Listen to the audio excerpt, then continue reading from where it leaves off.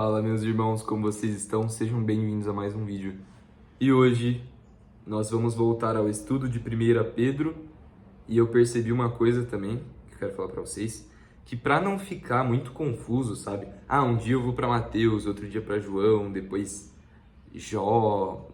Eu vou fazer a série aqui de 1 Pedro, tá? Talvez intercalando no máximo com Salmos, certo? Mas eu vou finalizar 1 Pedro com vocês. Então, este vídeo, meus irmãos, se apeguem a ele aqui porque vai ser importante e nós vamos aprender muitas coisas importantíssimas, tá? Porque é uma coisa que gera muitas dúvidas e muita polêmica, tá bom? Diante do mundo. Por quê? Porque fala sobre a questão das mulheres, certo? E dos homens, de como que eles devem agir num casamento. E primeira coisa, né? Muitas pessoas se irritam com isso e dizem que é machista a Bíblia.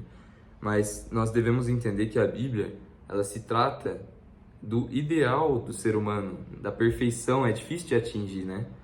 Então nós não devemos falar de uma forma hipócrita e colocando um jugo desigual nas pessoas, mas sim entender que tanto homens quanto mulheres têm que se esforçar para atingir o padrão de Deus, a perfeição que ele nos mostrou e que foi exortado pelo Espírito Santo a Paulo, né? Através de Paulo. Então, vamos tentar entender o que Pedro estava dizendo aqui sobre os conselhos conjugais, no capítulo 3, tá? Semelhantemente, vós mulheres, sede sujeitas aos vossos próprios maridos, para que também, se alguns não obedecem à palavra, pelo porte de suas mulheres sejam ganhos, sem palavra, considerando a vossa conduta casta e respeitosa. O enfeite delas não seja o exterior, no frisado dos cabelos, no uso de joias de ouro, na compostura dos vestidos, mas na beleza interior, no incorruptível traje de um espírito manso e quieto, que é precioso diante de Deus. Porque assim se adornavam também antigamente as santas mulheres que esperavam em Deus e estavam sujeitas aos seus próprios maridos.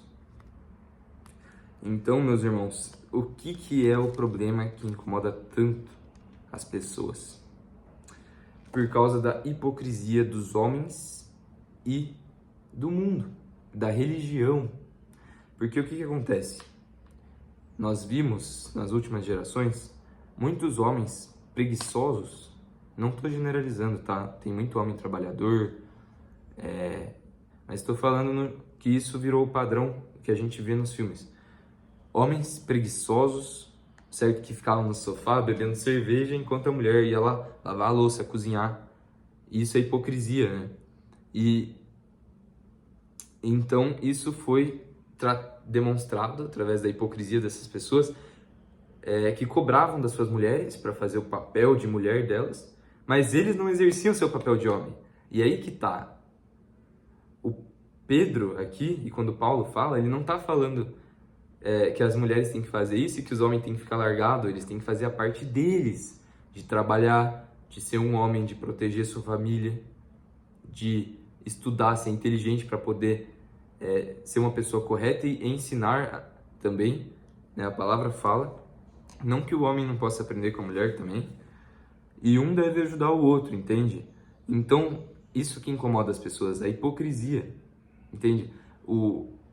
É por isso que tem tantas pessoas que se revoltam contra a Bíblia, por causa da hipocrisia dos seres humanos. Mas aqui, vamos tentar entender que a palavra ela é perfeita, a gente tem que se espelhar nela. Então, se o homem for um homem de Deus, um homem, e não por palavra, for alguém que realmente busca o Criador, que é trabalhador, que quer ser um homem digno de valores, que faz a coisa correta, né?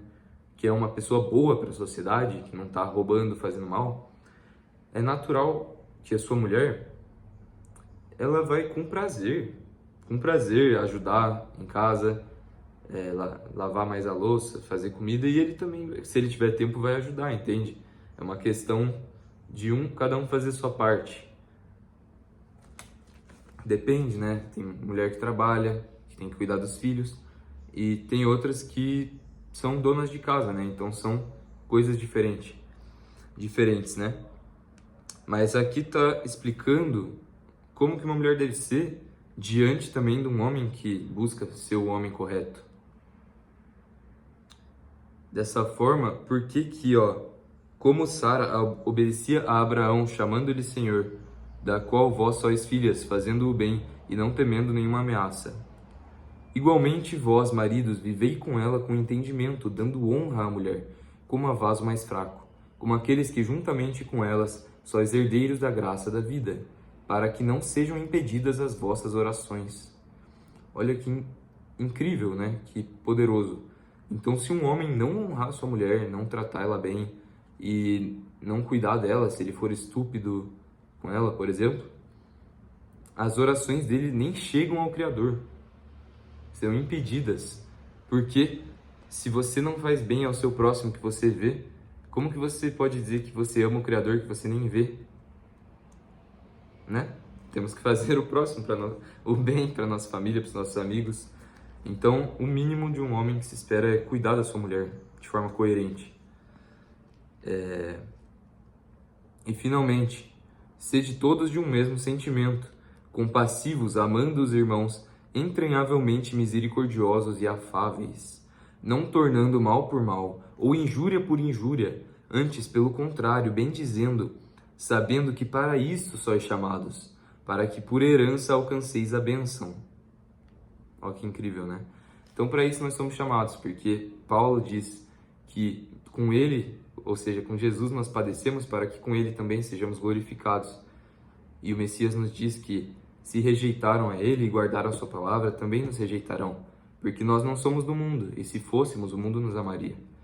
Mas temos que ter bom ânimo, porque ele venceu o mundo, e através dele e do amor dele, nós também vencemos o mundo, né? Então, nós não podemos ser como o mundo e responder.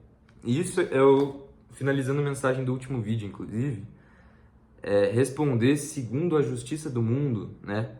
E por quê? Porque o Messias nos ensinou a justiça perfeita, né? Se alguém te der um tapa, você dá outra face, porque se você responde o iníquo segundo a sua estultícia, você se torna semelhante a ele. Da mesma forma, se você responder com violência, a menos que seja um ato assim, de você defender sua casa, um ato de autodefesa para a vida, né? Mas ele nos ensina a ser perfeitos. E se nós somos misericordiosos com os outros, Deus faz coisas, milagres, maravilhas, de verdade. Então eu vou dar um exemplo para vocês, tá? Tem um homem que ele estava pregando no ônibus e ele levou um tapa de um homem que se irritou com ele. Só que aí, o que aconteceu? Ele deu a outra face pro homem, né? Levou o tapa, deu a outra face, né? Daí, o que aconteceu? Aí o homem se emocionou, começou a chorar, porque ele se arrependeu. E daí ele falou que ele estava triste porque a mãe dele tinha morrido e tal. E ele estava bravo com Deus, né? Não tinha entendido, né, porque que Deus permitiu aquilo e tal. E eu vou fazer um vídeo sobre isso, sobre essa questão do luto, como lidar, né? Porque todos nós vamos morrer um dia, né? Então não adianta ficar bravo com Deus por causa disso, né? Mas, enfim, isso aí é assunto para outro vídeo. Aí, o que acontece? Aí ele pediu perdão e o homem orou por ele lá e deu tudo certo. Então vejam como que a misericórdia do Criador, como que o Espírito pôde agir após o ato de misericórdia que aquele homem teve. Porque se ele tivesse se irado e respondido segundo a violência que foi feita para ele, que é o normal, né? O natural é você querer reagir. Mas olha, ele se controlou pelo poder do Espírito Santo, pela graça de Deus, e aconteceu um milagre ali, que ele foi salvo. Então as maiores bênçãos de Deus ocorrem quando você é misericordioso, entende? E eu vou finalizar esse vídeo aqui, porque eu acho que eu vou fazer um vídeo separado para isso, para explicar sobre a misericórdia, né? Sobre como que Deus exerceu misericórdia com a gente, então a gente tem que ter misericórdia com os outros. E aquela parábola que Jesus falou, né? Que o Senhor perdoou a sua dívida, mas a gente não perdoa às vezes a dívida dos outros. Só que se você não faz isso, o Criador vai cobrar de você, certo? Então é muito sério isso. E nós somos chamados para isso, para sermos a imagem de Deus, para, mesmo que seja difícil, para sermos transformados pelo Espírito e darmos testemunho, não só falando, não adianta só falar aqui, mas praticando, e para as pessoas verem a gente, que a gente é servo de Deus, e não adianta a gente ser religioso, sabe? Eu já caí nesse erro de ser muito chato, tinha muita ansiedade assim, por querer que as pessoas se convertessem, insistir nos argumentos, mas o Espírito me ensinou que não adianta insistir, que vai no tempo dele para cada um e que nós temos que ter o nosso testemunho, sabe? Não adianta, infelizmente é só o tempo e a vontade do Criador. Naturalmente você pode orar pelas pessoas e Deus leva em consideração isso, mas temos que ter paciência, não adianta querer convencer alguém na força do braço, porque não é nem por força nem por violência, mas pelo meu espírito, assim diz o Criador, tá bom? Então, vamos finalizar aqui mais 3 versículos, tá? Dá 4 versículos, porque é do 10 ao 13. Porque quem quer amar a vida e ver os dias bons, refreie a sua língua do mal, e os seus lábios não falem engano. Porque apartar-se do mal e faça o bem. Busque a paz e siga, porque os olhos do Senhor estão sobre os justos e os seus ouvidos atentos às suas orações. Mas o rosto do Senhor é contra os que fazem o mal. E qual é aquele que vos fará mal se fordes zelosos do bem? Então, aí no próximo, tá? Eu finalizo o versículo 14 ao 22 e eu finalizei aqui a escritura. Só vamos tentar entender, né? Então, obviamente, a Bíblia, nós temos que tentar entender ela sem distorcer um versículo específico, né? Então, os olhos do Criador, a palavra diz em outro momento, não sei se em Jó, em Salmos, estão sobre todos os moradores da terra.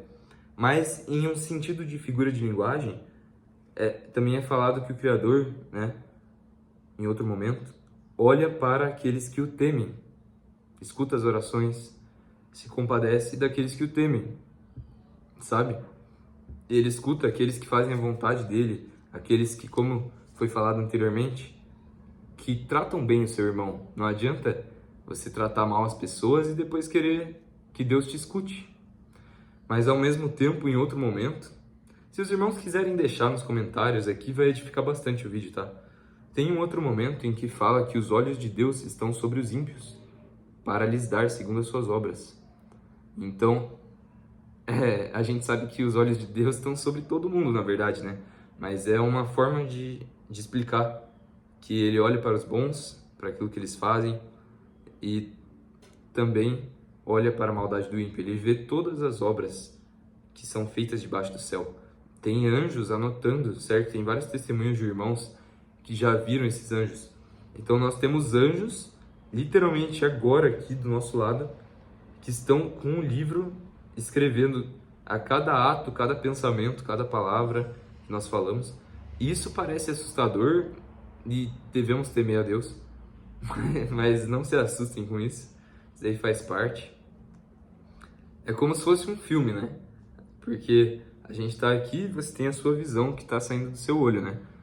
Mas meio que você vai conseguir relembrar disso depois, quando tudo acabar. Então é engraçado, né? Mas foi mal aí pela viagem. Às vezes eu viajo um pouco, tá?